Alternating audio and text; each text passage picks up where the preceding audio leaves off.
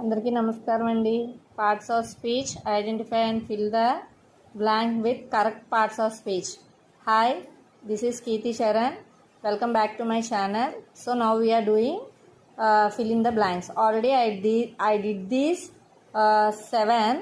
You have to do 8, 9, 10, 11, 12. And if you know the answer, please comment in comment box. Okay, so now I will explain this one. See, she is a very dash. The answer means adjective means which describes, no, that's why you can write anything, beautiful, graceful, wonderful, like that. Here go, why I wrote go, here they means plural, everyday means the habitual action, that's why I wrote verb go. This is my dog, here referring to dog, so you have to write a pronoun, that's why I wrote here his. Here he ran quickly means how he ran very fast, also we can write fastly, no, so that's why adverb means quickly will come. Here who is hiding? Cat. Where? Table. So under the table it will come, it means preposition. Here I wanted to go but it started raining. Here but is used to join these connect these two sentences.